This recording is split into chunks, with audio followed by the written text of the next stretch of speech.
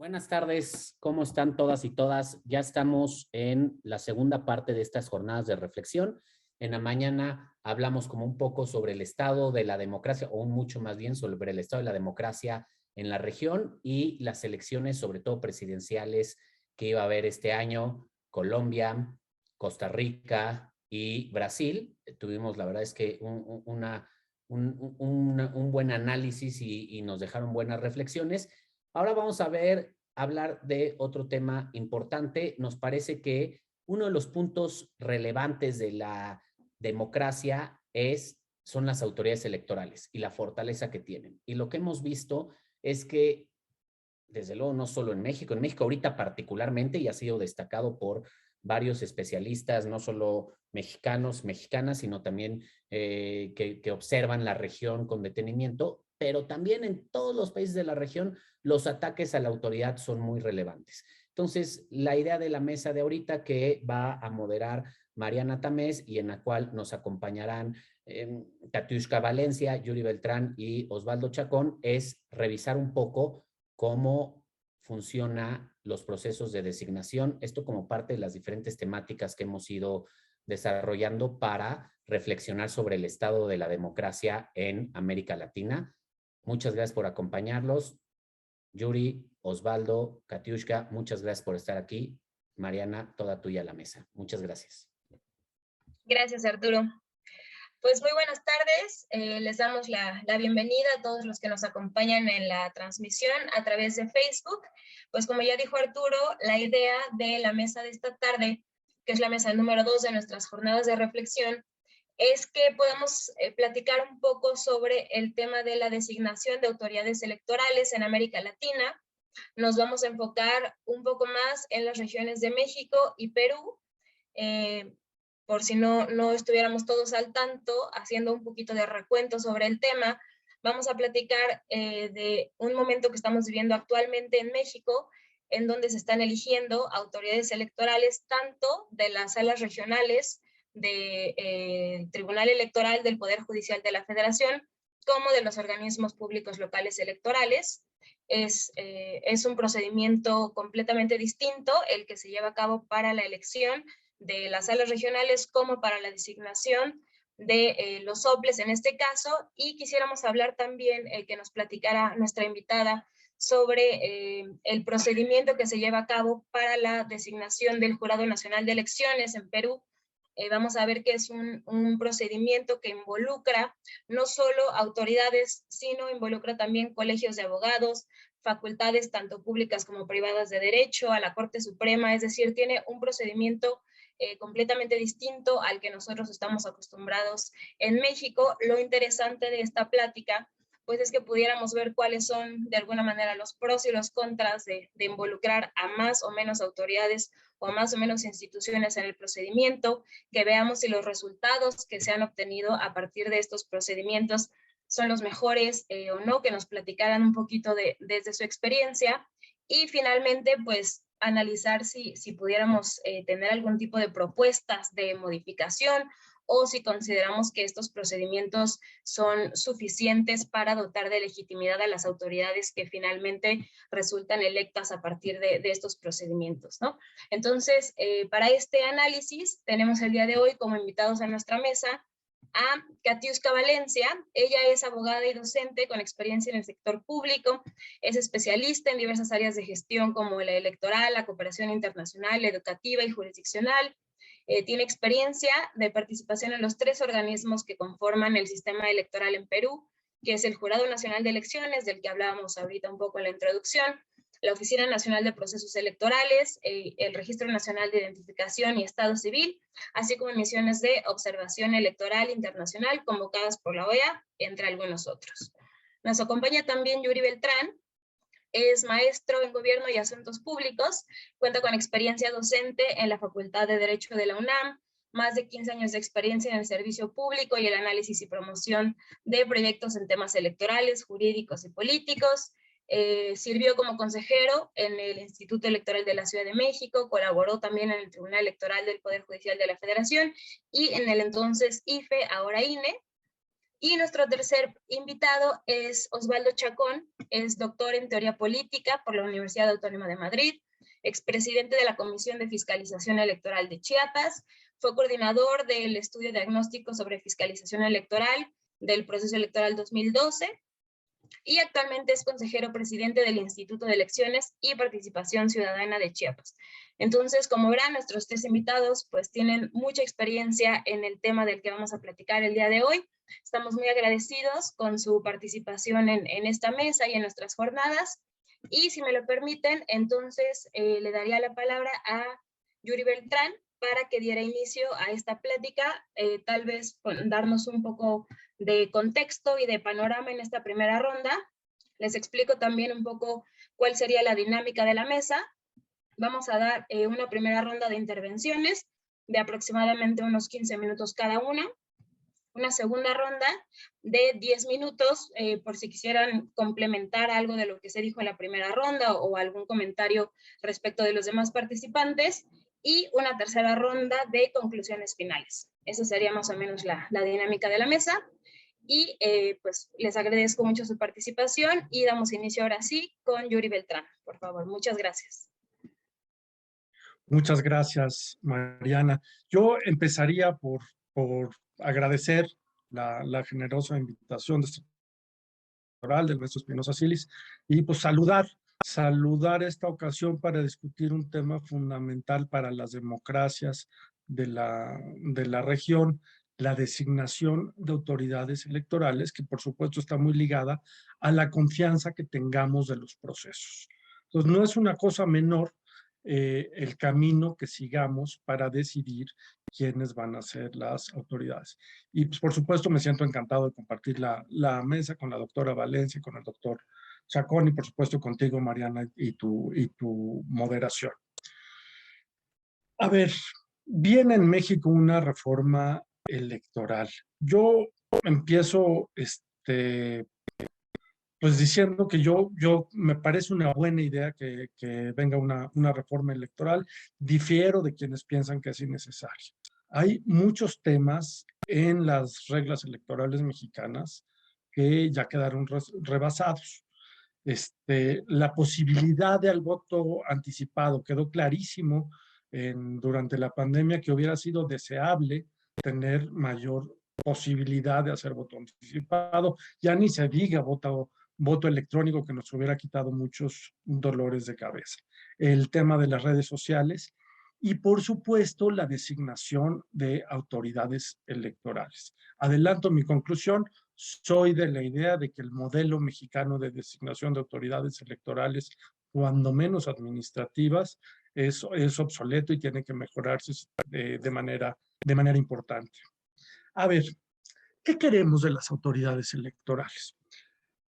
Pues queremos que las autoridades sean capaces de garantizar los principios que rigen la función electoral. En cada país son distintos. Digamos que en el caso mexicano, por cierto, la austeridad no es uno de los principios de la función electoral.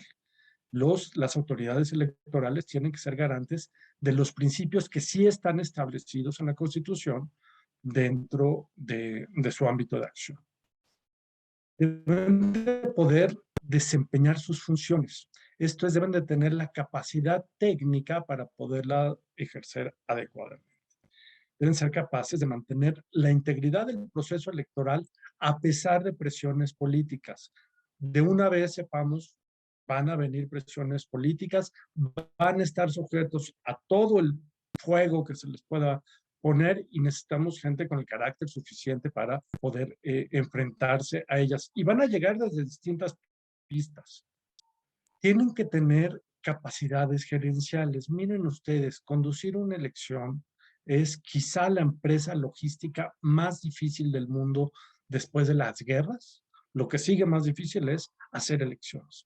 Entonces tienen que ser las capacidades gerenciales para guiar equipos enormes que tienen que hacer tiempos y movimientos para llevar a cabo unos comicios en cierto día de la jornada electoral. Ni antes ni después.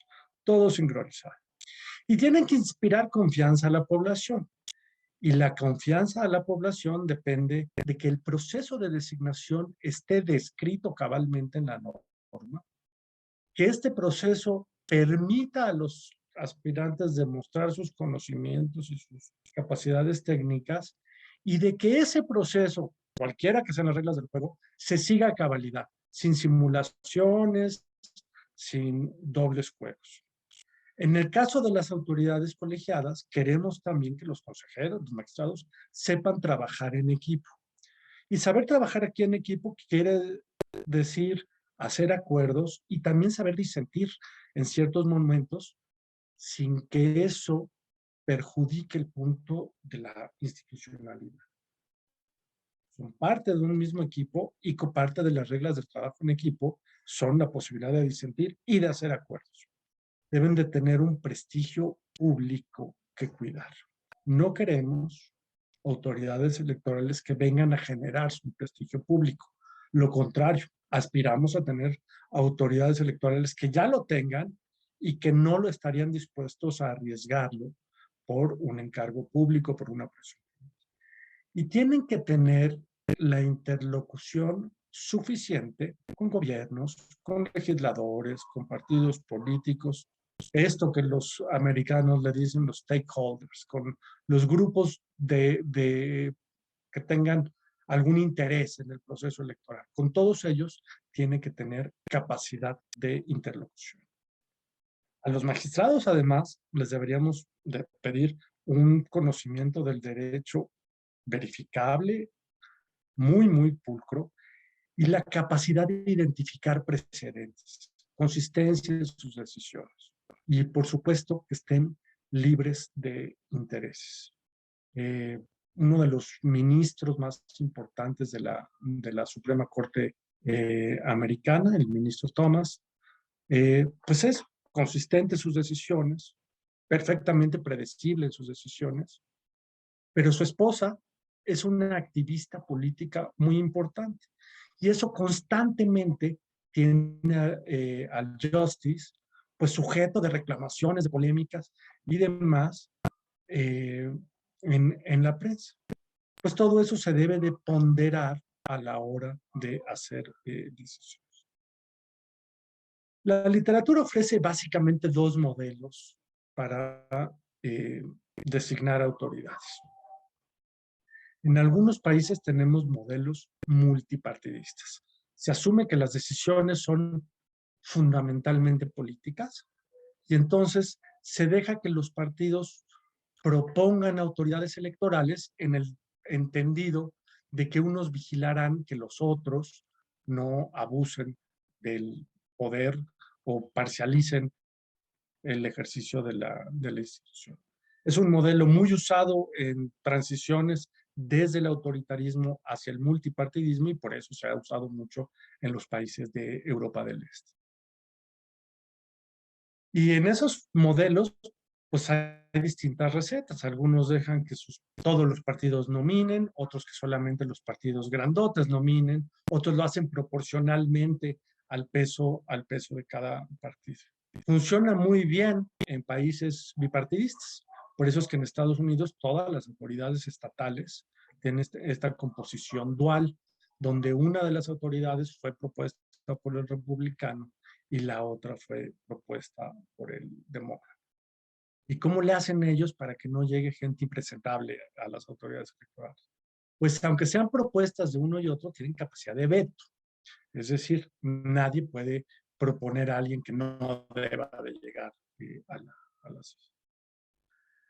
Si se usa adecuadamente este modelo, me parece que genera las condiciones suficientes para generar un órgano imparcial, porque esas personas están constreñidas por un marco jurídico muy, muy rígido y vigiladas por sus pares.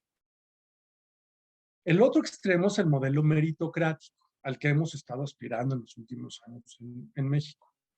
Se asume que las decisiones son técnicas y no políticas. Y entonces se generan instrumentos para que las autoridades tengan solidez técnica y amplio conocimiento legal. En general, a diferencia del otro modelo, aquí se pide imparcialidad, cierta edad, alguna escolaridad, ciertos años de experiencia profesional. Se suelen hacer exámenes de conocimiento para jerarquizar a los contendientes. En contextos de polarización, los exámenes no son suficientes y de todas maneras se suele tildar a los consejeros de ser afines a algún color.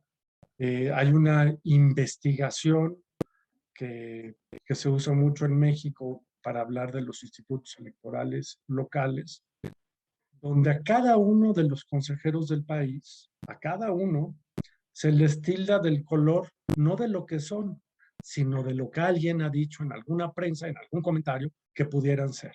Así de fácil es tachar a alguien, o sea, inclusive en investigaciones serias. Nada puede eliminar que se puedan generar comentarios informales alrededor de la parcialidad de una persona. Lo que sí se puede hacer es verificar trayectorias políticas, currículas y sobre todo solvencia técnica. ¿Cuál es la desventaja que tiene este modelo meritocrático?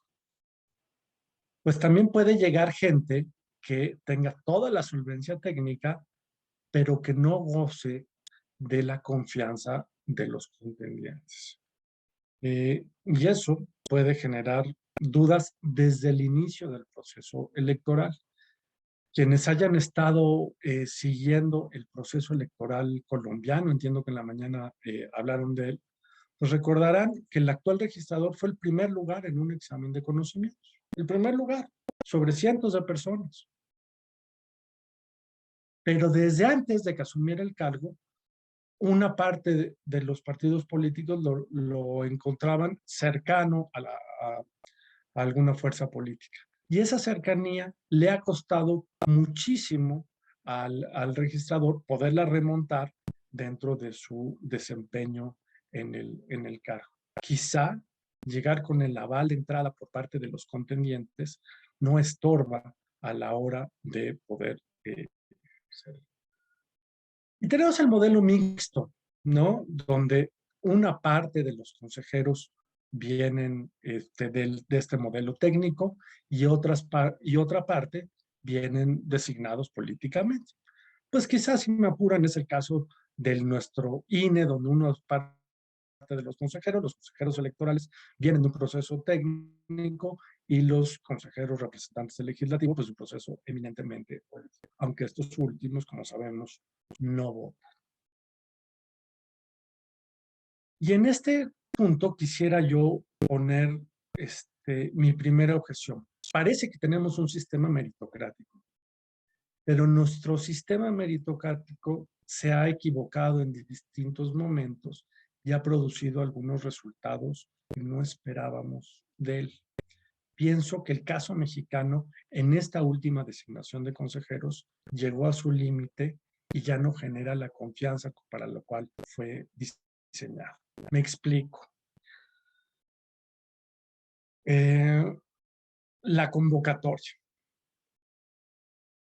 En México las convocatorias son abiertas, eso tiene un grado de transparencia importante, aunque ciertamente, así lo advierte Idea Internacional, las convocatorias a altos cargos públicos que son abiertas dejan que muchos de los pesos pesados, si me permiten la expresión, se queden fuera porque nadie estaría dispuesto a poner su trayectoria profesional si no ha sido previamente, pues cuando menos avalada por alguna parte de los partidos políticos. Pues muchos simplemente se quedan sin intentarlos y el costo para los ciudadanos es que nos perdemos de esas trayectorias. El examen. Pues miren, solían ser exámenes muy como centrados en la legislación electoral. A partir de este año se trató de mezclar historia, innovar con preguntas sobre historia política. Recuerdo que había una pregunta que decía, ¿cuándo se fundó el Partido Comunista Mexicano? Como si eso fuera a ser útil para el desempeño del cargo de un consejero. Y me parece que le falta a los exámenes conocimiento práctico, cómo resolvería usted tal o cual situación. O más práctico y más parecido a la realidad, ¿cómo resolvería usted tal situación sin tener toda la información necesaria para poderlo hacer? Katiushka, yo y Osvaldo podrán comentar, normalmente así vamos, así se va resolviendo asuntos, con toda la información que se tiene al alcance, pero se tienen que tomar en tiempos muy veloces y a veces sin toda la información suficiente. A mi juicio, los exámenes de los que resultan los consejeros locales son mucho mejores, mucho más exhaustivos y mucho mejor hechos que aquellos que se les han hecho a quienes aspiran a ser consejeros nacionales. Mi idea es que debe de mantenerse los exámenes y tienen que ser tan difíciles, tan complejos, porque la idea no es ver quién pasa y quién no, sino poder distribuir a todos los aspirantes a lo largo de una curva que nos permita saber su grado de conocimiento. En el caso local, por ejemplo, se preguntan conocimientos de razonamiento matemático, de razonamiento lógico, y no meras preguntas de memoria de la legislación. Me parece que uno de los puntos más delicados de nuestro proceso es el Comité Técnico de Evaluación. La Constitución le asigna a este Comité Técnico verdaderas responsabilidades: el diseño del examen, la conducción de la entrevista y finalmente armar las últimas tareas.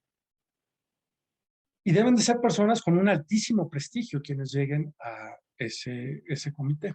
Normalmente han sido personas de altísimo prestigio quienes lleguen a ese comité. Este año, o en el último proceso de designación, llegó a ese comité un cuadro político de un partido.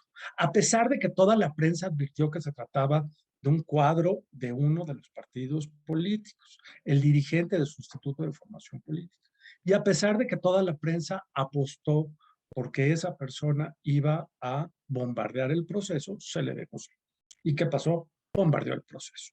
Lo bombardeó tratando de meter a candidatos afines a ese partido político, rompiendo acuerdo con sus pares, editando videos para tratar de confundir a los diputados y que votaran en el sentido de lo que él pensaba, editando, manipulando videos a ese grado.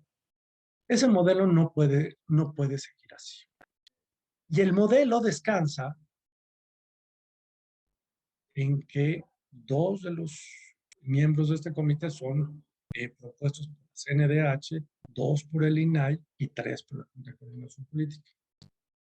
En la era de los organismos autónomos, quizá eso tenía lógica. En la era de los organismos autónomos capturados, pues eso ya perdió lógica. Tenemos que repensar quiénes forman parte de ese comité. Me parece que se podría pensar en los colegios de rectores, en las organizaciones de estudios electorales, no sé, algún método que no pase por la designación gubernamental de quienes forman parte de esos comités. En el caso de las autoridades electorales locales, se les pide hacer un ensayo ahí en sitio sobre algún tema escogido al azar. Maravillosa idea. Es una pena que no funcione igual para las autoridades nacionales. A las autoridades nacionales mandan un ensayo hecho semanas antes desde sus oficinas y eso no nos permite conocer el grado de conocimiento y de destreza en los temas. Y finalmente el tema de las entrevistas. Miren ustedes, los consejeros electorales nacionales son sujetos a una entrevista que diseñan los propios miembros de este comité y ahí cada quien va decidiendo cómo pregunta, qué pregunta. Los consejeros de los institutos locales son entrevistados por otro grupo, por los consejeros nacionales, a partir de un método probado, el método STAR, que permite conocer cuáles son las respuestas posibles de una persona ante una situación límite. ¿Cómo va a responder Osvaldo ante determinada situación? Y no le pregunto cómo respondería, le pregunto cómo ha respondido en el pasado a situaciones parecidas. Y a partir de eso uno se puede dar. Pero no solamente argumento que el método de entrevista ha llegado a su límite. Argumento que después de eso hubo 2 entrevistas más que no están reconocidas en la ley y que distorsionaron el proceso. El hecho de que unos días antes se pidiera a los aspirantes llegar a una entrevista en la Cámara de Diputados, pues ciertamente da ventajas a quienes tienen amigos diputados que les informan cuándo van a hacer esas entrevistas. Algunos otros se enteraron unas horas antes y pues pudieron hacer lo que pudieron hacer. Finalmente, como ustedes saben, uno de los partidos políticos llamó a algún grupo selecto de aspirantes a negociar con ese partido político y pareció ser esa entrevista el requisito fundamental para ser electo. Los 4 consejeros que resultaron electos pasaron por esa segunda entrevista con ese partido. ¿Qué creo yo? No me parece mal si va a haber entrevistas con los diputados, si va a haber entrevistas con los partidos políticos, pero las reglas tienen que ser claras, tienen que ser no simuladas. Yo les he hablado del último proceso de designación de consejeros y me preguntarán ustedes, ¿y antes funcionaban bien? Más o menos. Recuerdo algún comité técnico que ordenó a todos los aspirantes según el grupo político que estuviera proponiendo a cada uno de los aspirantes, como para tratar de equilibrar políticamente las formulaciones finales. Está bien, qué bueno que hagan equilibrios, pero eso obviamente no es parte de un proceso meritocrático, es parte de un juego político que escapa al alcance del modelo mexicano. Voy a terminar mi reflexión, esta primera reflexión a este momento, simplemente señalando que hay 2 cosas que se tienen que eliminar de la ley. Una es la obligatoriedad de haber residido en el país 2 años. Me parece impensable que en un país como el nuestro, donde el 10% de la población está viviendo fuera del país, donde hemos sido, por decirlo menos, tenemos un déficit importante de participación política hacia quienes viven en el extranjero y todavía se les limite la posibilidad de ejercer un cargo público como el de consejero electoral. Pues no, basta con ser mexicano, ser ciudadano mexicano para poder aspirar al cargo de consejero electoral desde mi punto de vista. Y la otra es, si queremos que lleguen los mejores perfiles, pues no podemos seguir con el impedimento de haber formado parte del Servicio Profesional Electoral Mexicano. Son ellos, es el Servicio Profesional Electoral Mexicano, la mejor escuela de cuadros profesionales en materia electoral que ha tenido este país. Y a esas personas, a esos que han dedicado su vida al conocimiento técnico, les estamos diciendo, ¿qué crees? Pero tú nunca vas a poder dirigir un instituto electoral. Eso se tiene que repensar de manera importante. Tengo otras propuestas que abordaré en mi segundo turno. Muchas gracias. Muchísimas gracias. Le doy entonces ahora la palabra a Osvaldo, si están de acuerdo, y después de Osvaldo escucharíamos ya a Katiuska para que nos hable de su experiencia en Perú. Continuamos con Osvaldo para hablar de la experiencia en México y que nos hable él, pues obviamente desde su punto de vista, cómo ve este tema de la designación. Muchas gracias. Hola Mariana, muchas gracias. Muy buenas tardes a todas, a todos.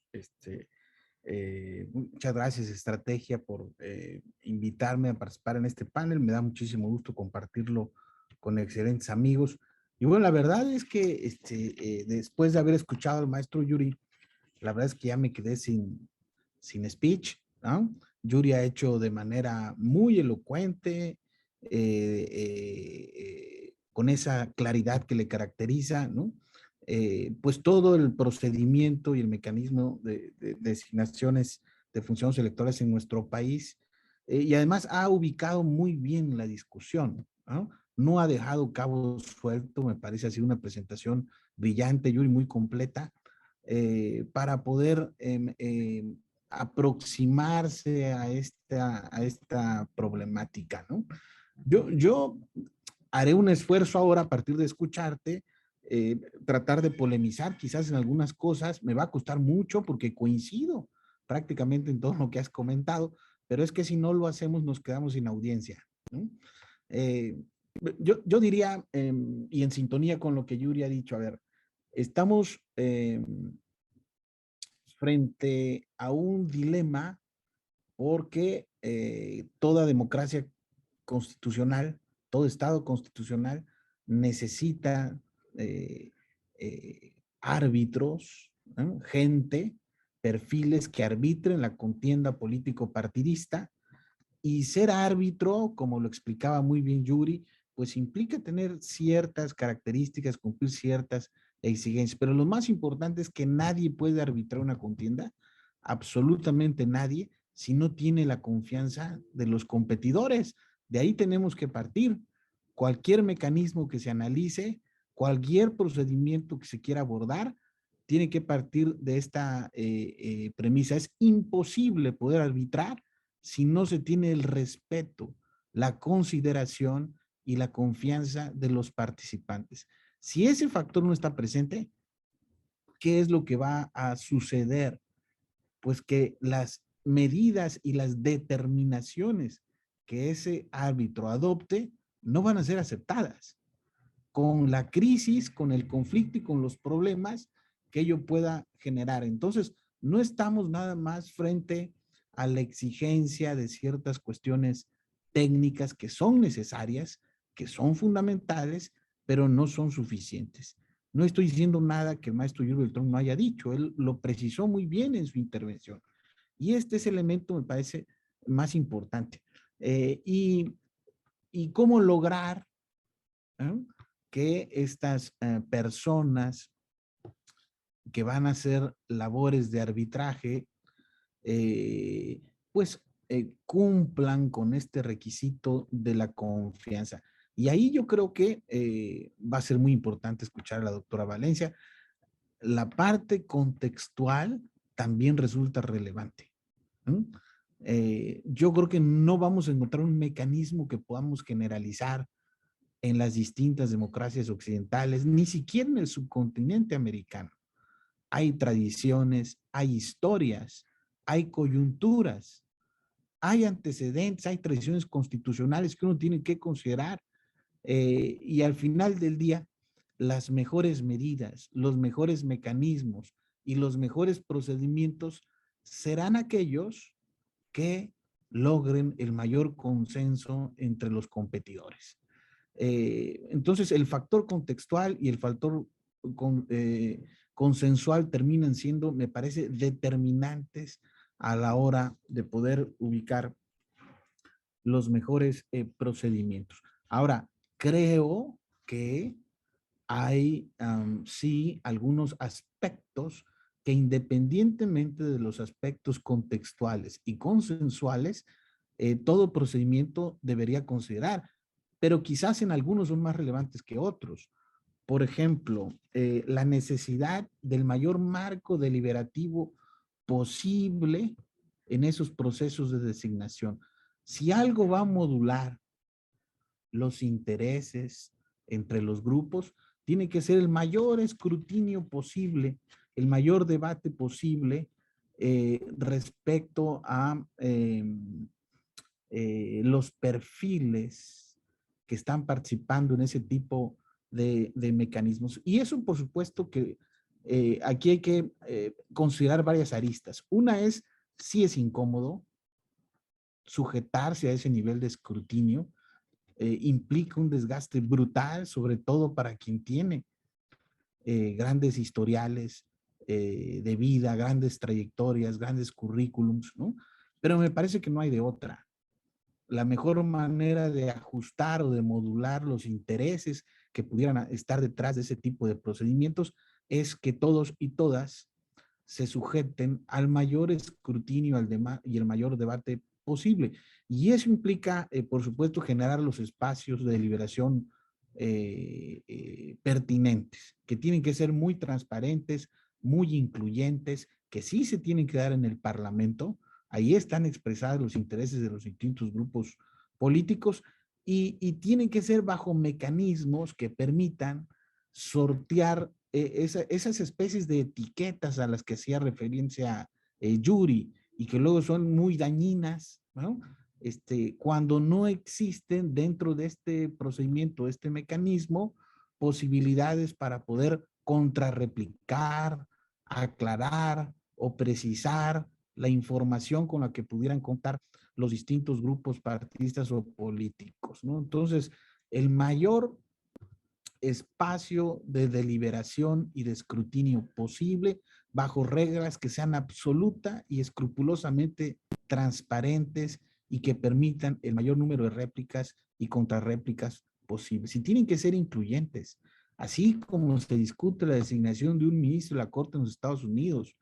Tienen que involucrarse por el nivel de trascendencia, importancia que tienen estos puestos y estos cargos, pues todos los sectores de la sociedad, principalmente los políticos y los sociales y los académicos.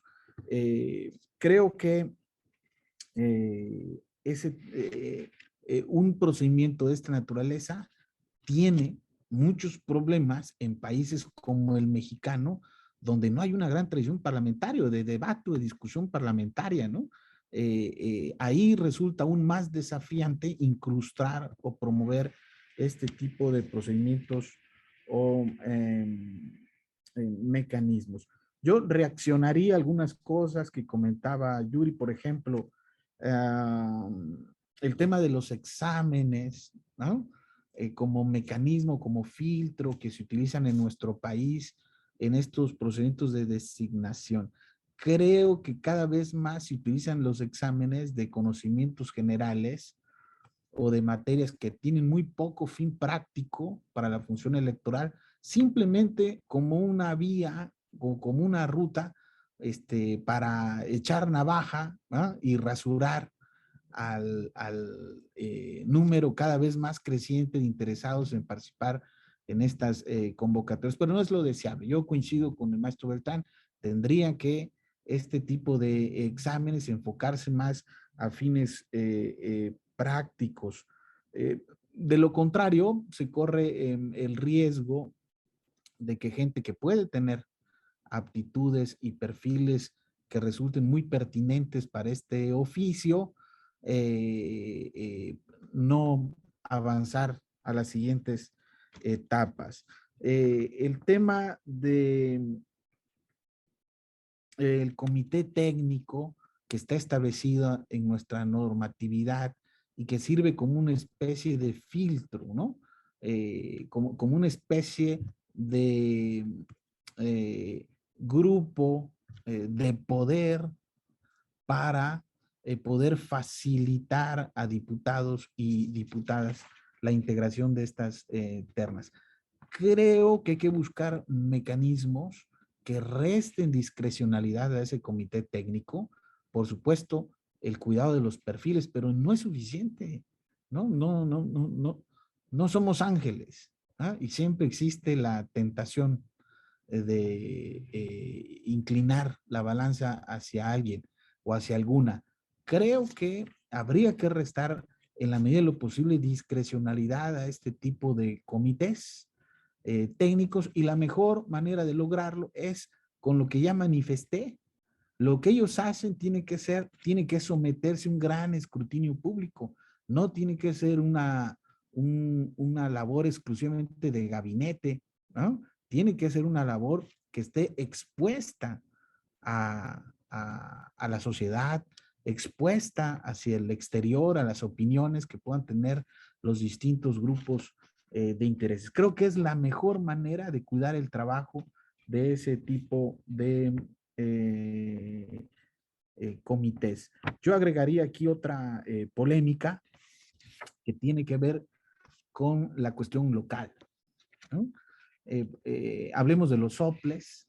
Hay en este momento ya en la arena pública una propuesta que han manifestado algunos líderes políticos de regresar al modelo previo al que teníamos a la reforma del 2014 que creó el Sistema Nacional Electoral. Esto es, que los institutos electorales locales no sean designados por los consejeros nacionales del INE, sino regresarle esa atribución a los congresos locales. Y ahí se argumenta la cuestión federalista, ¿no? Se dice que es antifederalista o contrario al espíritu federalista que sean consejeros nacionales quienes designen a los integrantes de los institutos electorales locales.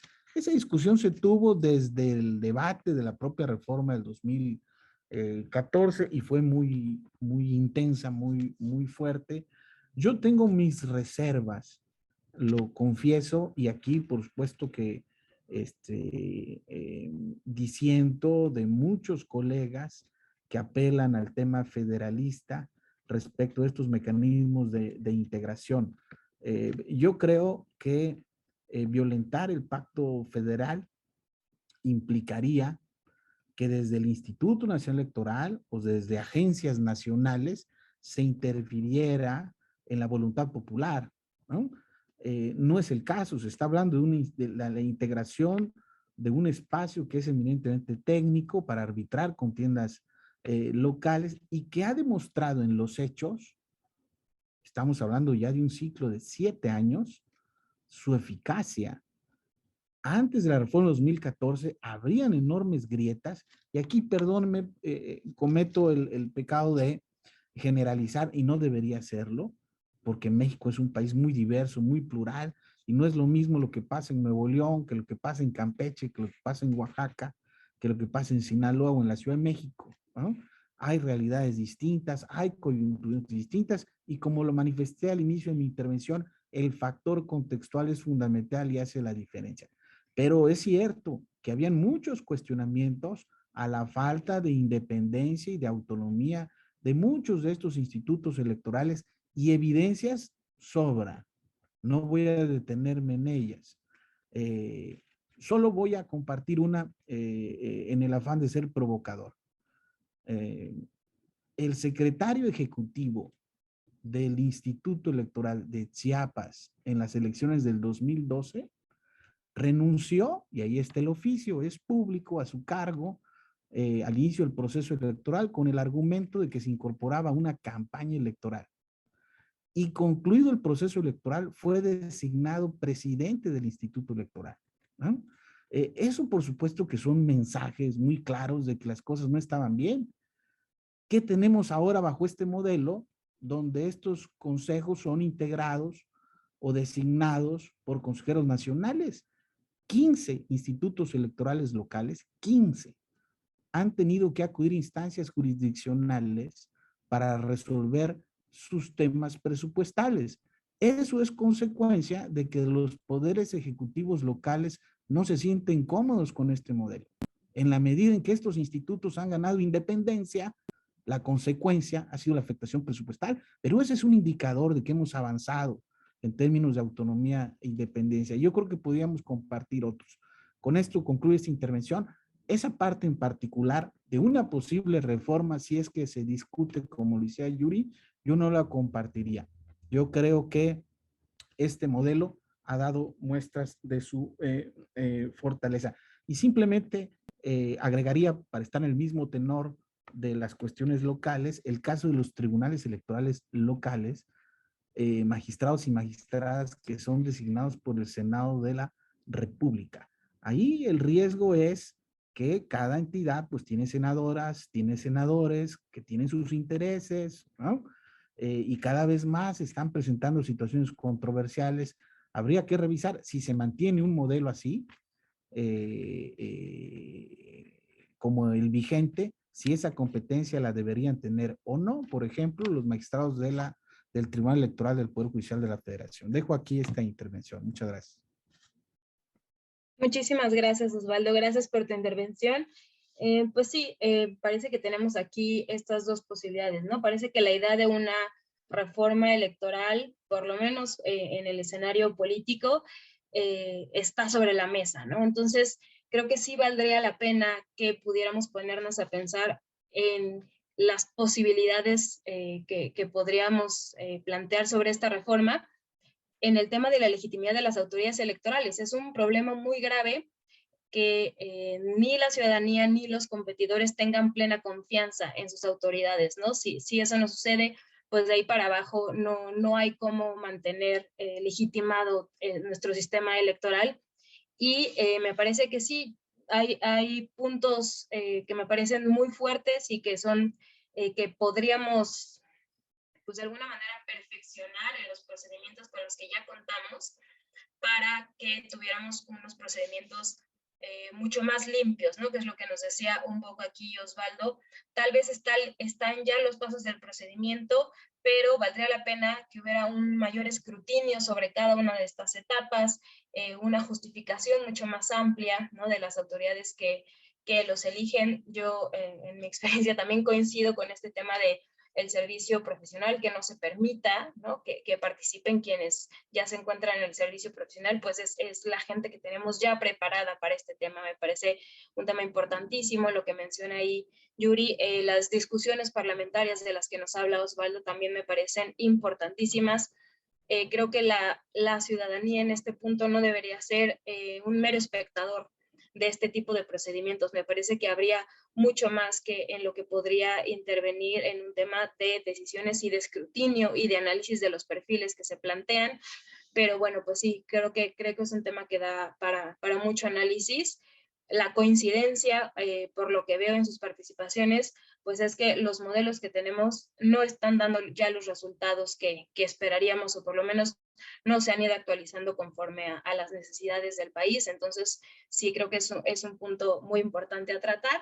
Les agradezco mucho esta primera intervención y vamos entonces ahora, por favor, con Katiuska, para que nos platique ella su experiencia en cuanto a la designación de autoridades electorales en Perú, que por lo que sabemos es un procedimiento muy distinto al que hemos estado platicando en México, tanto de autoridades administrativas como jurisdiccionales. Me parece que hay muchos puntos de los que podríamos aprender. Vamos a ver qué nos platica ella. Adelante, Katiuska, muchas gracias. Muchísimas gracias, Mariana.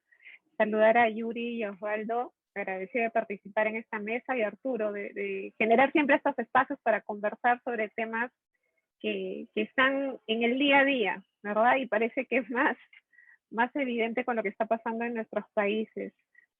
Sí, en el caso peruano, nosotros tenemos una composición muy interesante, la verdad, y esta composición nace a partir de 1993, con la Constitución de 1993. Antes de ese año, el organismo electoral era uno solo, el Jurado Nacional de Elecciones. Era un organismo que veía la parte jurisdiccional, la parte de la logística y el registro electoral, todo en una sola institución. Con la Constitución de 1993 se decide hacer una separación de estas tres acciones puntualmente, y en el ámbito jurisdiccional se queda el Jurado Nacional de Elecciones, en la parte de la logística, la propia organización electoral, la Oficina Nacional de Procesos Electorales, y el registro electoral lo asume RENIEC, que es el Registro Nacional de Identificación y Estado Civil. Estos tres organismos son organismos propiamente autónomos, reconocidos por la Constitución Política, con presupuesto autónomo totalmente. Los tres articulan para trabajar durante los procesos de elección. Es prácticamente un sistema que opera para cada proceso de elección convocado. Ahora bien, en la elección para los titulares de estas tres organizaciones o estos tres organismos, existe ya una definición en cada una de sus leyes orgánicas.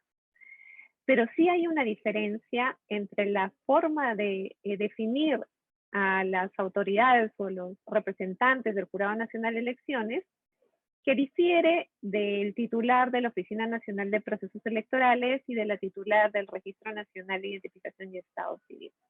Y es porque en el caso de los miembros del Jurado Nacional de Elecciones se compone a través de un colegiado compuesto por 5 miembros. Y estos 5 miembros son elegidos de la siguiente manera, ¿no? En el caso de los 5, debo recalcar que es a través de un voto secreto, directo y universal por sus miembros y con mayoría simple. Bien, partamos de eso. En un primer término tenemos la votación secreta por la Corte Suprema de la República. Es una corte que se compone aproximadamente de 18 miembros y eligen entre sus magistrados jubilados o en actividad, ¿no? Y en el caso que elijan a alguien en actividad, que es lo que usualmente se hace, se le concede una licencia para que pueda ir en representación de la Corte al Jurado Nacional de Elecciones. Hay también una votación secreta por parte de la Junta de Fiscales Supremos, ¿no? Y también entre los fiscales supremos jubilados con actividad. Y lo mismo que en el caso de los vocales de la Corte Suprema, se le concede una licencia de ser elegido. En el caso de los fiscales supremos sí tenemos una particularidad. Es una junta de fiscales que está compuesta aproximadamente por 6 miembros. Y lamentablemente, de aquí a unos años, y creo que es una enfermedad que se ha dado generalizada en la región, se han presentado algunos problemas a niveles de corrupción que han ido sometiendo lamentablemente a algunos fiscales supremos a la autoridad de la Junta Nacional de Justicia, que es el organismo que evalúa la renovación o la elección de estos fiscales. Y algunos ya han dejado de operar porque se les ha quitado la posibilidad de continuar y se ha ido reduciendo el número de la Junta de Fiscales Supremos. Actualmente me parece que quedan 2. Y es un problema porque por lo general era un representante de esa línea quien iba directamente al Jurado Nacional de Elecciones. Luego es un representante que se da en votación secreta por el Colegio de Abogados de Lima. Bien, justo esta votación se acaba de dar hace un par de semanas. Quien habla es abogada y ha tenido que acercarse a votar por el gremio. Pero hoy ha entrado en discusión la posibilidad de que se rompa con la elección del Colegio de Abogados de Lima. En el Perú, los gremios profesionales de abogados se componen por colegios en distintas circunscripciones a nivel nacional. Y se ha estado discutiendo mucho por qué se mantiene una norma en la que solo invite al Colegio de Abogados de Lima a nombrar por elección universal y secreta de sus miembros a un representante casualmente solo del Colegio de Abogados de Lima. ¿Por qué no ponemos a elección a todos los colegios de abogados a nivel nacional y elegimos a través de una elección secreta al representante que iría al Jurado Nacional de Elecciones? Esto es una discusión que ha comenzado a darse en el Congreso y comienza a generarse la posibilidad de discutir una iniciativa a nivel de Parlamento que pueda pues cambiar esta posibilidad. Sin embargo, se dio la elección hace 2 semanas, no ha sido aprobada esta modificación, esta reforma en un segundo momento, entonces ya el Jurado Nacional de Elecciones ya cuenta con el representante del Colegio de Abogados de Lima. También existe un miembro que se da en votación secreta por los decanos de las facultades de Derecho de las universidades públicas y de igual manera uno por las universidades privadas. Esta es la composición del colegiado que representa el Pleno del Jurado Nacional de Elecciones y que tiene como titular al presidente del Jurado Nacional de Elecciones, que es el representante de los vocales de la Corte Suprema. Ahora, bien, todo esto, como hace un momento manifestaba, es una elección de voto secreto, directo y universal. Y me voy a detener aquí para que puedan ver cuál es la diferencia con los titulares de la OMPE y del RENIEC. En ambos casos, los dos se someten a un concurso público. Es distinto al Jurado Nacional de Elecciones. Y este concurso público lo lleva a cabo la Junta Nacional de Justicia. Tenemos un antecedente a esta elección. Antes de la existencia de la Junta Nacional de Justicia, que es también un órgano autónomo reconocido constitucionalmente, existía el Consejo Nacional de la Magistratura, que lamentablemente fue una instancia que tuvo ciertas denuncias por elecciones poco correctas para algunos fiscales o renovaciones de jueces ante el Poder Judicial y un serio cuestionamiento a quien llegó a ser titular de la Oficina Nacional de Procesos Electorales hace algunos años. Esto salió a la luz pública, surgieron denuncias, fue cuestionado, fue retirado ese titular, entró en suplencia un funcionario y luego de la suplencia de ese funcionario es que por fin con la nueva Junta Nacional de Justicia se da un concurso público abierto, transparente y con reglas de juego de conocimiento público. Sin embargo, lamentablemente, parece que en la región estamos afectos hoy por hoy a cuestionar todo lo que se pueda, porque todavía el ambiente político juega muchísimo para los temas de las elecciones, ¿no? Ya sabemos que hay una connotación de conflicto político que se pueda dar alrededor de un proceso de elección, pero parece que esto ya ha trascendido desde que comienza a gestarse la posibilidad de un concurso público para elegir estos dos titulares. Sin embargo, reitero, como es un concurso público que es abierto, es transparente, cada etapa, de acuerdo al reglamento de la Junta Nacional de Justicia, se publican los currículums, se publican los planes de trabajo, se hace una entrevista pública que se difunde, se van publicando los resultados, se dan posibilidades de tacha para los cuestionamientos que puedan surgir contra las candidaturas, en fin. ¿Y esto qué permite a la ciudadanía? Estar atenta desde un inicio sobre quién va a ocupar ese puesto y quién va a dirigir ese tipo de instituciones. Hoy por hoy, el Perú se enfrenta a una coyuntura política bastante difícil, con una polarización política muy fuerte. Hemos salido de una elección general muy polarizada, con un resultado nuevamente bastante ajustado, y esto también no ha sido favorable para las instituciones electorales. Creo que al igual que muchos en la región han sido sujetos a cuestionamientos sin fundamento, sin argumento, se han tratado de crear elementos y pruebas que yo sí haría referencia que son fraudulentas para generar una situación o una idea de que ha habido un mal manejo en los procesos de elección y hasta un fraude en los resultados.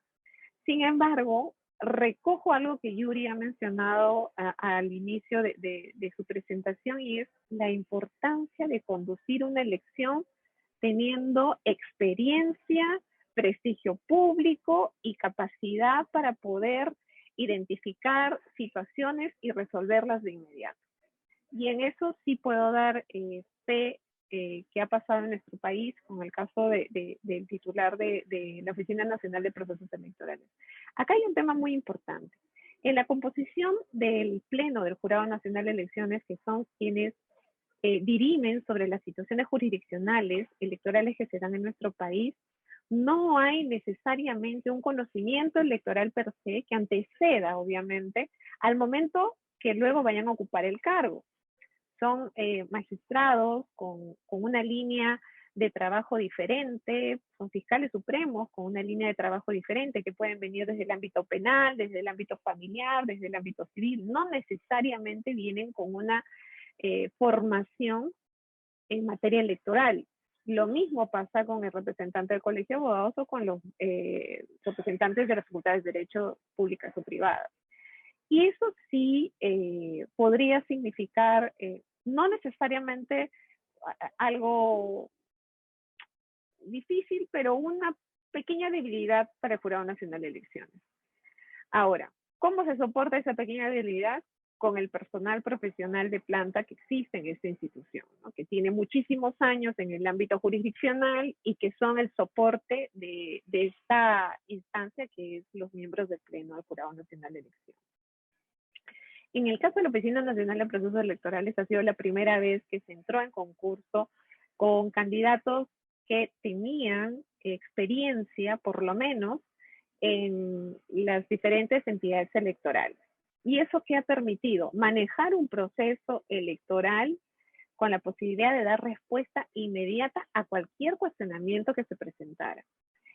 En el caso del presidente del Jurado Nacional de Elecciones, del jefe de la OMPE y de la jefa del RENIEC, los tres prácticamente entraron ya cuando la elección general estaba prácticamente en curso. Alrededor de septiembre de 2020, noviembre de 2020, y ya enfrentando una elección general al año siguiente, en abril del 2021. Eso, bueno, ha generado, para el caso obviamente de la OMPE y del jurado, la posibilidad de contar y articular también con RENIEC una respuesta inmediata ante esta situación polarizada que se presentó durante toda la campaña electoral. Ahora, existe dentro de las leyes orgánicas de cada una de estas organizaciones electorales También datos importantes, ¿no? Ya establece, escuchaba a Osvaldo, la importancia de tener clarificado en la legislación cómo es el proceso de elección para estas autoridades electorales y garantizar que se conozca cada momento. Esto es una elección que se hace, esto es un cambio que se hace cada 4 años. Cada 4 años va mejorando en el sistema electoral, pero no la oportunidad de difundir esta posibilidad a la ciudadanía. Yo creo que a pesar de que el contexto político, la presión política que han recibido las instituciones electorales, la polarización que hay en el país ha generado muchísimo resquebrajamiento en la ciudadanía, también ha significado una oportunidad para poder generar dentro de la ciudadanía el interés de estar mucho más informados sobre todo lo que se hace alrededor del sistema electoral. Hoy, bueno, siempre dijimos, los que estamos en este trabajo desde hace muchísimos años, ¿no? Yo ya llevo casi 20 años en esto, y siempre hemos insistido en la necesidad de que la ciudadanía despierte, y no solamente despierte para ir a las urnas a sufragar y hacer el cambio justo de sus autoridades presidenciales, congresales o de gobernadores regionales o municipales que son cada 4 o 5 años, sino de todo lo que significa o todo lo que está alrededor de esto, que son incluso quienes dirigen estos organismos electorales. Ahora bien, en el caso del Jurado Nacional de Elecciones es importantísimo lo que dijo Yuri, ¿no? El tema de la capacidad también de identificar precedentes. En algún momento, como la composición de los miembros del Pleno es cada 4 años, muchas veces no se da esta posibilidad. Vamos a reconocer algo que Osvaldo ha mencionado, que estas entidades la componen personas, no somos perfectos, ¿no? Estamos en un interés de hacerlo correcto, sí, porque tenemos que responder ante la ciudadanía y ante las organizaciones políticas que son a quienes nos debemos, porque lo que tenemos que hacer es fortalecer a estas instituciones para que de manera progresiva la democracia se vaya fortaleciendo. Entonces, la importancia de identificar precedentes en el momento de resolver dentro del Pleno Jurado Nacional de Elecciones es muy importante. Es muy importante y han habido ejercicios con plenos anteriores. Sin embargo, también puede cambiar la mirada con plenos futuros o pueden ver las cosas de distinta manera. Pero contar con precedentes en el ámbito jurisdiccional ayudaría mucho a que la ciudadanía entienda perfectamente cómo es la forma de resolución de los casos, que usualmente son los mismos en un proceso de elección. Un proceso de elección muchas veces no nos da novedades, ya es un tema bastante operativo, es un tema en el que ya las reglas de juego están clarísimas, en que las organizaciones políticas saben cómo deben inscribir a sus candidatos, o por lo menos lo deberían saber. Nosotros a veces nos sorprendemos de que los miembros de mesa, los que componen la mesa de sufragio para recibir la votación, haya que capacitarlos en cada proceso de elección porque parece que la ciudadanía todavía no cala sobre su responsabilidad, porque en algún momento van a hacerlo, porque te da un sorteo a nivel nacional para que tú puedas tener esa responsabilidad como función pública en ese nivel para un proceso de elección. Pero sí, esas son las debilidades que presentan las instituciones de los partidos políticos, la ciudadanía.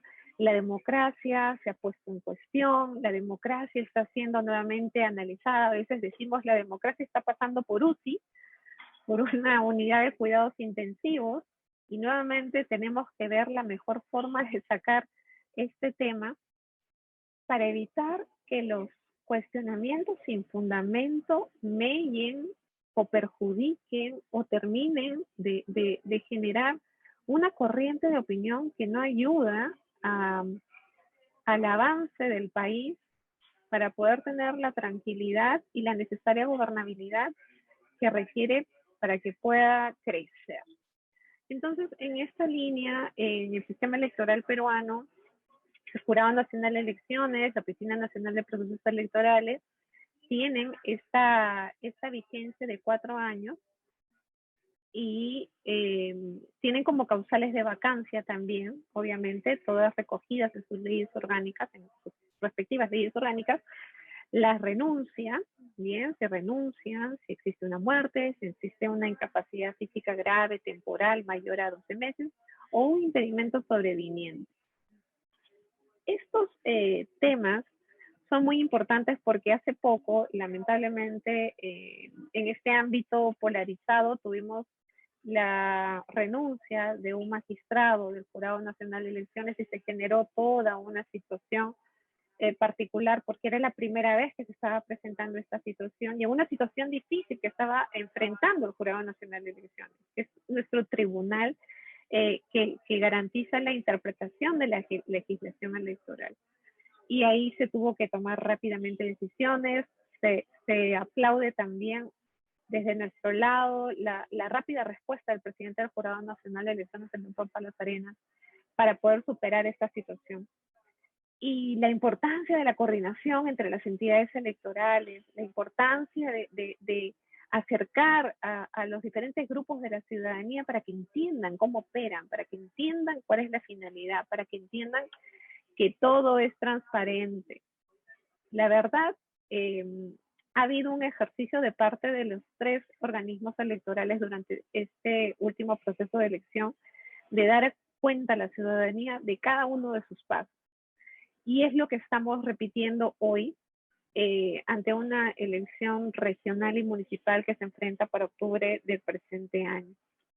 Entonces, en el tema de la designación de las autoridades electorales en el caso del Perú, yo consideraría, y la verdad creo que para muchos de los que conocen cómo funciona nuestra designación en los diferentes organismos electorales, dan cuenta de que eso ha funcionado. El sistema electoral peruano es un sistema bastante fortalecido. No estamos ajenos, ¿sí?, de una polarización política que pueda mover en algún momento a las entidades electorales, pero estas entidades electorales ya tienen una experiencia de gestión electoral desde hace muchos años y tienen una capacidad de resolución inmediata, de respuesta al conflicto, y tienen ya profesionales que soportan el trabajo de la gestión de un titular. Y para mí eso es muy importante mencionarlo. Los titulares cambian cada 4 años, pero el capital profesional que tiene cada una de estas instituciones electorales es muy, muy, muy importante, porque son la posibilidad de generar una sinergia para definir una rápida respuesta a situaciones de conflicto.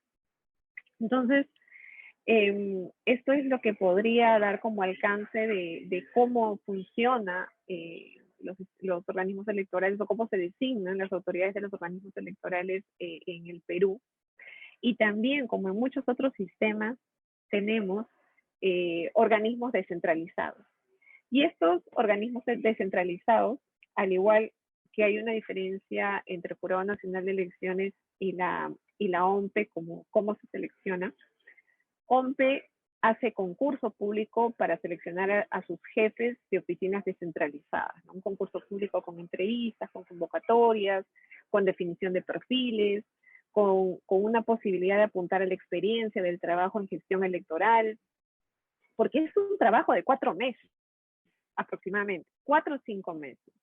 Y cuando hablamos de una elección no podemos darnos el lujo de no apuntar a gente con experiencia, porque una elección tiene, y lo sabemos perfectamente, un potencial conflicto político alrededor, y es la necesidad que existe en las organizaciones electorales de contar con gente con experiencia. En el caso del Jurado Nacional de Elecciones, los organismos descentralizados, los jurados electorales especiales, se componen por un magistrado que también es elegido o es designado por la Corte Superior, y por 2 miembros que son elegidos por sorteo, 2 ciudadanos, ¿no? Y que tienen que ser formados inmediatamente para poder resolver en primera instancia las situaciones que se vayan a presentar. Entonces, hay una diferencia, sí, pero que en el trabajo del ejercicio de los procesos electorales se complementa, se apoya. Es un trabajo en conjunto. el Jurado Nacional de Elecciones, la Oficina Nacional de Procesos Electorales y el Registro Nacional de Identificación de Estado Civil se activan en sesiones permanentes de coordinación entre sus titulares y sus miembros para resolver situaciones inmediatas. Entonces, eso ayuda muchísimo. Y bueno, eso es lo que les podría dar como alcance en lo que corresponde al Perú, y estoy abierta a que podamos discutir algunos temas que puedan salir de la mesa. Gracias, Mariana. Al contrario, muchísimas gracias. Pues sí, me parece muy interesante la diferencia que vemos de los modelos. Por lo menos por mi parte, este tema de que se involucre los colegios electorales y tal, es un asunto que por lo menos aquí en México en algún punto se ha planteado, sobre todo para el tema de la elección de autoridades jurisdiccionales. Se ha hablado incluso a un punto de elegir por insaculación, es decir, que se propongan las ternas y tal, y finalmente sea un proceso casi de sorteo para elegir a las autoridades, buscando de alguna manera hacer a un lado o separar las cuotas políticas o el involucramiento político de la elección de las autoridades, porque ese es un gran problema que tenemos aquí en México en la elección de cualquier tipo de autoridad. Pareciera que más que los conocimientos se privilegian los acuerdos políticos, las amistades que se tienen. Se habla mucho de las cuotas y los cuates, ¿no? Que realmente ese es uno de los grandes problemas que tenemos aquí en México, independiente, y lo que se busca pues es lograr como esta independencia y la confianza finalmente que se tenga en quienes van a tomar al final las decisiones. Entonces me parece muy interesante esta participación, te lo agradezco mucho. Una vez que entonces ya conocemos bien los escenarios que nos están planteando, me gustaría que pudiéramos pasar a una segunda ronda, que sería pues realmente ya nuestra ronda de conclusiones.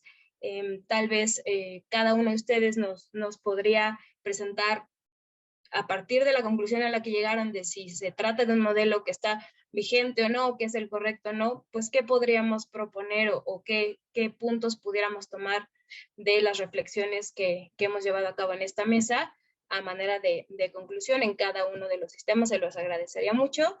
Podemos llevar el mismo orden con el que iniciamos, entonces si les parece bien, le doy la palabra a Yuri Beltrán para que iniciáramos esta segunda ronda. Muchas gracias. Sí, Mariana. Empiezo de esta idea que ahorita compartías con el auditorio respecto a la insaculación. Lo que queremos que haga una autoridad electoral es que sea confiable, y para eso decíamos tiene que tener un prestigio previo, tiene que tener solvencia técnica y una serie de atributos que la insaculación tristemente no da. No van a llegar ahí por insaculación los mejores perfiles. Ya hemos hablado en la primera ronda sobre las propuestas o lo que pensamos sobre cómo llegan los consejeros electorales a sus encargos. Yo pienso que una cosa es llegar y otra cosa es mantenerse imparcial en el encargo. Y entonces, una serie de temas que tenemos que platicar tiene que ver con cómo mantener la autonomía de los órganos electorales.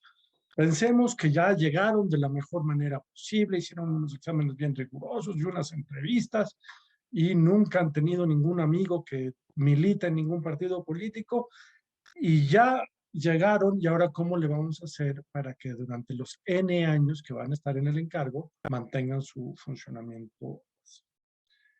Pues algunas medidas que reconoce la literatura en la materia. La duración del encargo tiene que ser fija y conocida. Esto quiere decir, primero, que desde la ley se tiene que saber cuál es. Y dos, nada rompe más la necesaria imparcialidad de las autoridades electorales que la constante amenaza de la reforma electoral que te va a remover. Y en el caso mexicano no es un mito genial. Ya fueron removidas algunas autoridades electorales nacionales, un presidente del Instituto Federal Electoral, a la mitad de sus encargos. Entonces, no es así nada más. Ha pasado Y debo de decir que esta generación de autoridades electorales locales han vivido en todo momento con esa amenaza sobre su cuello. Ahí viene la iniciativa, pueden ser removidos. Y ni se diga de los actuales consejeros del Instituto Nacional Electoral que han vivido o con amenazas de reforma electoral o de plano de juicio político. Entonces, a mi modo de ver, el periodo de los consejeros debe de ser fijo, debe de ser conocido y debe de respetarse. No creo que deban de tener un salario altísimo, deben de tener un salario decoroso, y me parece justa la prohibición a las altas autoridades de mantener otras ocupaciones, otros vías de ingreso que no pudieran ser cuantificados y conocidos. Tenemos que proteger, su libertad de expresión. Y esto quiere decir protegerlos de ser juzgados penalmente por haber votado en algún sentido o haber argumentado en algún sentido. Creo que en el caso mexicano tenemos que romper con una cadena de incentivos que ha perjudicado mucho. Los consejeros de los soples pensando en el INE, los consejeros del INE pensando en ser magistrados del Tribunal Electoral, los magistrados del Tribunal Electoral pensando en llegar a la Suprema Corte. Y esa cadena de incentivos presente en todo momento, pues sí cambia las reglas del juego y mete un ruido innecesario a la actuación de las autoridades. Y no puedo dejar de referirme al caso que exponía Osvaldo. No basta con decir que las autoridades son independientes y son autónomas cuando cualquier congreso puede reducirle a la mitad el presupuesto a un organismo electoral local. Entonces, simplemente meter el ruido del presupuesto pone a las autoridades electorales contra la pared y los pone a tomar decisiones muy difíciles, muy delicadas. Entonces, por supuesto, la legislación electoral tendría que contener un piso mínimo presupuestal para que pudieran actuar las autoridades electorales. Voy a hablar ahora del caso de los soples, de los institutos electorales locales que Osvaldo trajo a la mesa. A mí, yo comparto con él el modelo actual, quizá no sea el mejor, pero es un mucho mejor modelo que el que se tenía en el pasado. Yo también conozco muchos institutos electorales locales que antes de la reforma electoral 2014 estaban francamente capturados por algún partido político, por algún gobernador, inclusive eran corrientes partidistas las que generaban los equilibrios adentro de algunos institutos electorales locales. Algunos tuvieron funcionarios electorales trabajando para partidos. Entonces, afortunadamente, la reforma de 2014 eliminó eso. Algunos institutos electorales locales salieron más fuertes de ese proceso y otros, la verdad, se han venido a menos, han venido haciendo más chiquitos después de la reforma 2014. ¿Qué creo yo que hay que hacer para hacerlos más fuertes? Aprovechar sus ventajas comparativas y dejarlos que hagan más. Miren ustedes, a pesar de que hay institutos electorales locales que tienen una excelente capacidad para hacer conteos rápidos, sistemáticamente la Autoridad Electoral Nacional ha decidido hacer los conteos rápidos de gobernador. A pesar de que hay institutos electorales locales que tenían un buen aparato de fiscalización, la Autoridad Nacional les ha delegado 0 ocasiones cualquier atribución en materia de fiscalización. Pues se van muriendo las capacidades, se van muriendo ese gran laboratorio que teníamos en los institutos locales del país para generar buenas prácticas, para generar la urna electrónica de Coahuila, para generar el voto por internet de la Ciudad de México, para generar buenas prácticas que después fueron aprovechadas. Creo que hay cuando menos, truco en quienes pretenden suprimir al método de designación electoral actual bajo el argumento federalista, sin darse cuenta que muchas veces lo proponen desde la idea de estandarizar cómo se hacen las elecciones en el país. Me parece a mí que lo justo es dar condiciones íntegras a la contienda para ser autoridades electorales y dejar que cada legislador sea el que determine las reglas con las que operan en sus propios estados. Retomo de las intervenciones de Katiushka una discusión que no hemos tenido en México, pero que deberíamos de iniciar en algún momento. Esto es el tema de las autoridades individuales contra las autoridades colegiadas. Me atrevo a pensar por el relato de Katiushka que las autoridades unipersonales, es el caso del jefe del OMPE, pues tienen un desgaste mucho mayor. Y eso que ahí la OMPE tiene atribuciones menores en materia de dirimir conflictos entre los actores políticos. Eso más bien le toca a otra autoridad. Simplemente en México me parecería que el desgaste de una autoridad unipersonal o de un cuerpo colegiado pequeño sería gigantesco a la luz de tantas atribuciones que tiene la autoridad electoral mexicana. Y tenemos dos aguas. También podríamos reducir la cantidad de atribuciones, propuesta que, por cierto, comparten o compartimos muchos, la idea de reducir la carga de funciones que en este momento tiene el Instituto Nacional Electoral. Hasta ahí dejaría mi intervención, Mariana. Muchas gracias. Muchísimas gracias. Vamos entonces ahora con Osvaldo, con su participación, por favor. Muchas gracias. A ver, yo diría brevemente, mi posición sobre a lo que Yuri comentaba de una reforma electoral.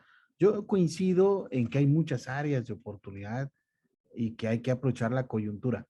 La parte en que yo no estoy de acuerdo es que se ha presentado una reforma electoral en este país de acuerdo a las agendas parlamentarias que han presentado los distintos grupos como algo prioritario en México. Esa parte yo no la comparto.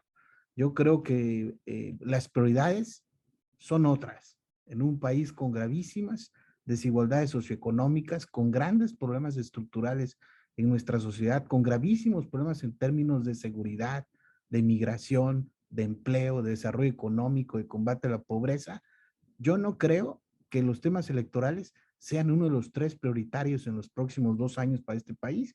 Es más, yo pensaría que ni siquiera está dentro de los principales 10 y que si tendríamos que ir a las próximas elecciones con lo que tenemos, podríamos sacar adelante las elecciones, sin que eso implique que o desconocer o no aceptar que sí se requieren ajustes al modelo que tenemos. Que me parece que estas ideas de sustituir lo que tenemos, es decir, las atribuciones de los grupos parlamentarios, del legislativo, para procesar estas designaciones por otro tipo de figuras, pensemos un colegio de notables, ¿no? Tropezaría con el mismo problema que tenemos ahora, por una cuestión de coyuntura. Estamos viviendo un contexto de una altísima polarización y tendríamos que ocuparnos de eso. No es lo mismo procesar este tipo de designaciones en cualquier momento histórico determinado. Las coyunturas importan, son determinantes y hacen la diferencia. Y en este momento las democracias están viviendo un contexto de una altísima polarización, ¿no?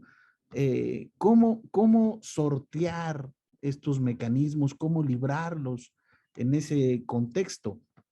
Y aquí da igual quién proponga las ternas y quién las apruebe. Cuando estamos en un contexto de gran polarización, se desacredita todo y a todos, ¿no? Y corremos el riesgo de que quienes lleguen lo hagan con un desgaste brutal y que por lo mismo no sirvan al propósito para el cual se les busca designar. Ese es el tema que me parece más importante y que tendríamos que discutir. Y en ese contexto de una altísima polarización y desconfianza entre dos polos políticos, ¿no?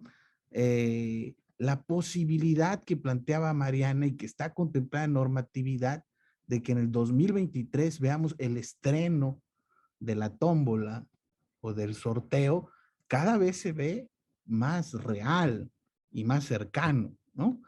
Ahora, esto de que llegarían personas, si hay un sorteo, que no tuvieran quizás el perfil indicado, quienes proponen o son partidarios de este mecanismo, lo que señalan es que se utilizaría en la fase final, una vez que ya se evaluaron competencias y habilidades, ¿no? Sin embargo, yo coincido totalmente con Yuri, ¿no?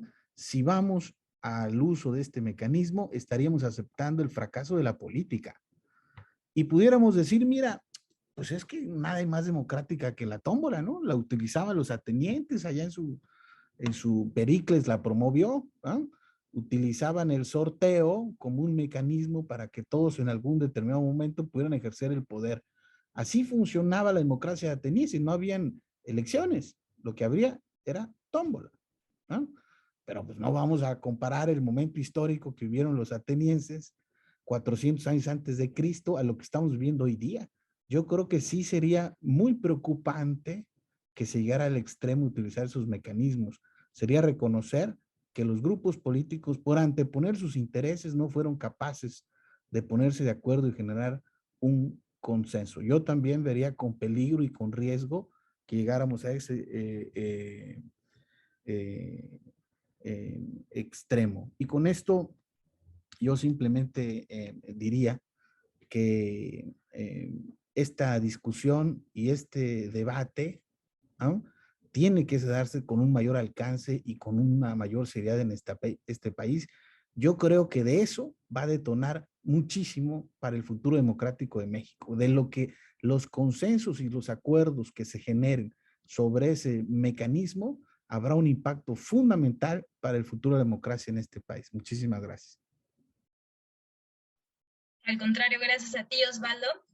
Y pues sí, lo que comentamos sobre el tema de la reforma electoral, aquí lo grave es que pareciera que se utiliza la reforma más como amenaza o como castigo que como una propuesta con la finalidad de mejorar lo que está fallando, ¿no? O de una propuesta que mejore nuestro sistema electoral, pareciera que es más bien un castigo por las actuaciones que pudieran no gustarle a ciertos grupos y que cada grupo que vaya entrando al poder tendrá que plantear su propia reforma electoral para que se adapte pues a sucesiones, y la idea no es esa, ¿no? La idea es que nuestro sistema electoral pueda trascender sexenios y pueda trascender gobiernos, y de ahí la importancia de contar con estas reglas, y nosotros, por lo pronto, en estrategia electoral, somos muy partidarios de las discusiones, justamente, no solo discusiones con autoridades electorales, sino las discusiones ciudadanas, justamente, para analizar cuáles son los puntos débiles de nuestro sistema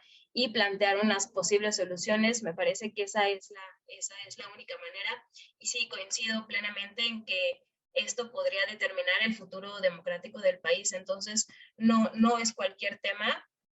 Yo tampoco consideraría, y escuchando a diversas autoridades, incluso al consejero presidente del INE, ¿no? Su postura es, no tendría por qué ser una prioridad en este momento una reforma electoral. El sistema es confiable y el sistema funciona. El problema son los actores políticos que no necesariamente cumplen con el sistema, ¿no? Entonces, sí, parece que no tendría por qué ser una prioridad, pero pues no sabemos si en el Congreso piensen exactamente lo mismo. Entonces, pues por ahí iremos viendo qué se propone. Les agradezco muchísimo su participación y le doy el uso de la voz a Katiuska, por favor, tus conclusiones. Muchísimas gracias. Muchas gracias, Mariana. Me quedó algo que luego de escucharlos un poco sobre el tema de tener alguna cercanía a organizaciones políticas en el caso de autoridades que vayan a ser designadas, ¿no? En el modelo peruano, las autoridades tienen esa incompatibilidad, y me explico. Por ejemplo, no están impedidos de integrar el pleno o de ser titulares de la OMPE o de RENIEC aquellos que pertenecen o hayan pertenecido en los últimos 4 años a una organización política, ¿no? Hayan tenido cargos directivos anteriores a su postulación. Eso es un tema muy importante, porque en el caso del Jurado Nacional de Elecciones, lo que se discuten son situaciones que van a, dependiendo de la percepción o del interés de la organización política, van a continuar o no, por ejemplo, en la carrera electoral, ¿no? Son decisiones a veces en los procesos, sobre todo en los procesos más críticos en la etapa de inscripción de candidaturas. Y eso implica o eso explica por qué los magistrados tienen que tener absoluta independencia de cualquier organización política. Ya de por sí, en el caso de los magistrados, no existen magistrados que estén afiliados políticamente a alguna organización partidaria. Eso es bastante para nuestro sistema de designación de autoridades. Y en el caso de la OMPE y del RENIEC, al momento de postular, al momento de hacer las postulaciones, existe esa exigencia. Y de no declarar que esto ha sido así, la ciudadanía inmediatamente puede acceder a un registro de afiliados que está a cargo del Jurado Nacional de Elecciones y advertir si es real o no la información que se está declarando en su momento. Concuerdo que las reformas no son totalmente favorables cuando se dan en un contexto político polarizado, ¿no? Suelen nacer por intereses muy personales. No descarto que las reformas puedan hacer mejoras en perfeccionar algunas situaciones dentro de lo que significa incluso mejorar la composición de algunas autoridades o darle más fortaleza a la designación de las autoridades. Sin embargo, por ejemplo, cuando nacen estas reformas en un contexto polarizado y desde el Parlamento para poder manejar una situación particular, no ayuda ni suma al fortalecimiento del sistema, definitivamente no. Otro de los impedimentos que tienen, por ejemplo, para ser magistrados dentro del Jurado Nacional de Elecciones es que sean miembros de las Fuerzas Armadas o de la Policía Nacional en servicio activo, ¿no? No, eso no está permitido. O que hayan sido candidatos a cargo de elección popular. Y un detalle importante sí es que no pueden ser magistrados aquellos menores de 45 años de edad. Bien, lo que significa mucho, también se ha discutido este tope de edad, pero es significativo porque es un poco el nivel que se espera de formación profesional y capacidad de gestión que uno pueda tener para incorporarse a una organización de este tipo. Y bien, en el caso del modelo peruano, la verdad, las reglas siempre han estado claras para la designación. La posibilidad de mejora en la transparencia de la selección de las autoridades, como en el caso de las individuales de OMPE y de RENIEC, son muy importantes. El concurso público funciona y funciona muy bien. Le permite transparencia y garantía con mirada escrutadora y de intervención absoluta de la ciudadanía, que tiene la posibilidad de tachar a los candidatos de encontrar alguna de las causales de impedimento, sustentada, explicada, la posibilidad de ser parte de este ejercicio. Y en lo personal yo creo que estos espacios son los que necesita la ciudadanía para involucrarse permanentemente, ¿no? Y como decía yo hace un momento, no pensar, no advertir, no sentir que hay un problema arrastrándose por una corriente de pronto no real, solo para los procesos de elección. Nosotros necesitamos, como instituciones electorales, hacer que las organizaciones políticas se vean fortalecidas en todos los aspectos. Hay algo que es muy importante y que ya lo presentan muchas organizaciones electorales en diferentes países, por ejemplo, como es el financiamiento público directo. Este dinero que tienen las organizaciones políticas para poder hacer sus actividades internas partidarias a partir también de reglas de juego definidas por la legislación. En el caso peruano tenemos una legislación muy interesante reglamentada por la Oficina Nacional de Procesos Electorales con el propósito de que estas organizaciones políticas que en algún momento van a llegar al poder estén verdaderamente preparadas, sean verdaderamente sólidas, tengan la capacidad de poder llevar a cargos de elección popular a futuras autoridades realmente preparadas. Es decir, existen las condiciones, porque existen, para que los partidos políticos, las organizaciones políticas, como el caso peruano, movimientos regionales, cuando son elecciones subnacionales, puedan ser significativas dentro de un proceso de elección que permita un proceso de elección que le genere a la ciudadanía tranquilidad y confianza. Pero si tenemos un problema desde las organizaciones políticas, la debilidad institucional de las organizaciones políticas, esto va a repercutir indefectiblemente en cómo se mueva la democracia en los procesos de elección, porque vamos a seguir manteniendo ciertos intereses particulares de parte de algunos grupos de poder dentro de las organizaciones políticas que se muevan con algunos intereses para generar situaciones de conflicto durante los procesos de elección, y esto repercute inmediatamente en una mirada no favorable a las organizaciones electorales. Es un círculo vicioso en el que se ha metido, o en el que han metido a las instituciones electorales en toda la región, que creo que es momento de sentarse y de ver realmente cómo corregir, no solo con reformas políticas o electorales, sino también con el alcance de información que se pueda dar a la ciudadanía sobre cómo es realmente la labor de los organismos electorales dentro de los diferentes países en toda la región. Eso es lo que podría compartir con ustedes.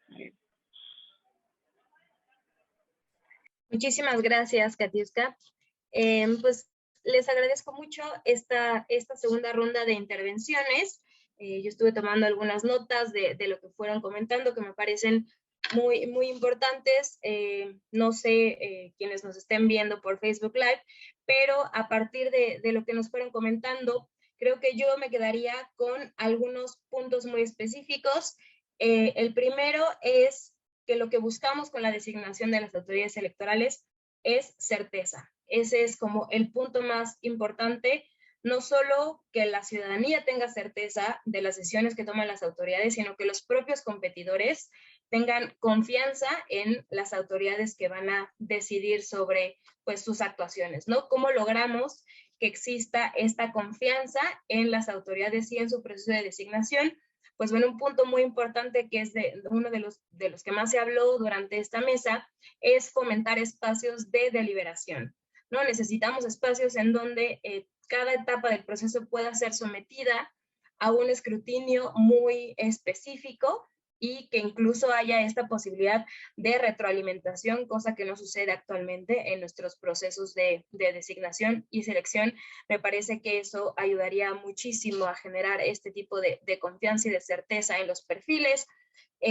Necesitamos una práctica de transparencia que no se confunda con publicidad. Me parece que ese también a veces es un gran error, el pensar que el hecho de que las sesiones de selección o de discusión donde se eligen los perfiles se hagan públicas, que se pueda acceder a ellas a través de internet o incluso que se pueda acceder a ellas en vivo, es suficiente para mantener un proceso transparente cuando la realidad no es así, ¿no? Se necesita transparencia en cada una de las etapas e incluso en la justificación de los perfiles. También se habló mucho de sí el tema de la meritocracia y sí buscar exámenes donde los participantes puedan demostrar sus conocimientos técnicos, pero privilegiar los conocimientos prácticos, ¿no? Buscar que tengan los conocimientos para ejercer su función y dejar un poco a un lado este tipo de exámenes y preguntas sobre historia y tal que únicamente sirven como para filtro dentro de los procesos de designación. Hablamos también de la importancia de tener certeza en cuanto a las reglas, ¿no?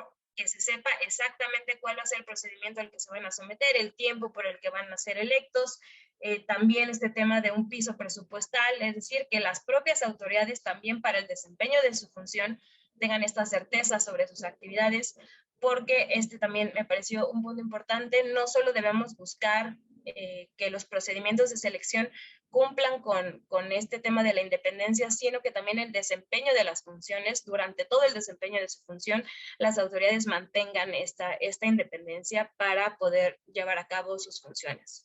Yo me quedaría un poco con esas conclusiones. Les agradezco muchísimo su participación. A quienes nos están viendo por Facebook Live, les recuerdo que la grabación de esta mesa va a estar disponible a través de YouTube, también para nuestros panelistas. Si quisieran verlo, la vamos a tener disponible a través de YouTube. Los invito a todos a que nos sigan en nuestras redes sociales. Estamos en Facebook, en Twitter, en Instagram. Somos Elecciones y Más, para que estén enterados de todos los eventos que vamos a estar realizando. En la estrategia, pues como se los mencionaba, creemos mucho en esta idea de las discusiones y de una manera de hacer ciudadanía es esta, ¿no? Comentar los temas, ver con qué podemos aportar a la discusión. Y pues yo les agradezco muchísimo su presencia, les agradezco mucho su participación en esta segunda mesa. Y pues entonces por allá nos vemos en nuestras siguientes jornadas de reflexión. Muchísimas gracias y que tengan una excelente noche. Muchas gracias, Mariana. Hasta luego, Gracias, Katiuska, Mariana. Yuri. Bye, chao. Que estén muy bien. Hasta luego. Muy bien. Adiós, Arturo.